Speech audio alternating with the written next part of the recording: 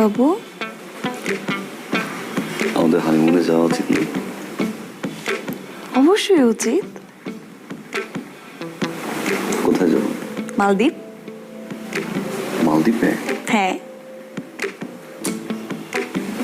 মালদ্বীপে তো অনেক খরচ না বাবা। কত টাকা? 8-10 লাখ টাকা।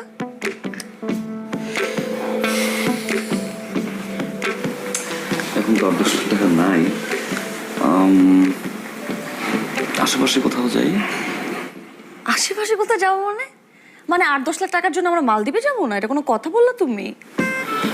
না এখন, আচ্ছা পরে যাই, যখন টাকা হবে তখন যাই। টাকা হবে তখন যাই মানে? কি বলতেছো? আমি আব্বুর কাছে টাকা চাবো। আব্বুর কাছে চাইলে আব্বু আমাকে 8-10 লাখ টাকা দিয়ে দিবে, কোনো সমস্যা নেই। পাগল তুমি? না না ঠিক, আমি শ্বশুরের টাকা দিয়ে নিয়ে যাবো মালদ্বীপে? বাবা একটু ওয়েট করো। আচ্ছা আমি দেখি আমার কিছু ফ্রেন্ডের সাথে কথা বলি, আমি কথা বলে আমি টাকা কি বললা তুমি?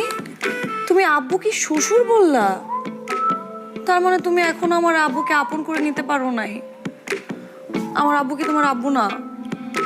তুমি এটা কি বললা? তুমি তোমার ফ্রেন্ডের কাছ থেকে টাকা নিয়ে মালদ্বীপে যেতে পারবা, অথচ তুমি আমার আব্বুর কাছ থেকে টাকা নিয়ে তো মালদ্বীপে যেতে পারবা না। না আমি খুব মাইন্ড করলাম। না না এটা তুমি ঠিক করো না। আমি সরি, আমি সরি, আমি সরি, আমি সরি। আমি তোমার আব্বু, আমার আব্বু, আর ভুল হবে না। আব্বু, আব্বু, আব্বু।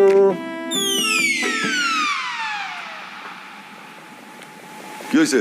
ডাকতেছো কিসের জন্য? আব্বু হানিমুনে যাবো যাও ঘুরে আসো। মালদ্বীপে, টাকা লাগবে 10 লাখ টাকা।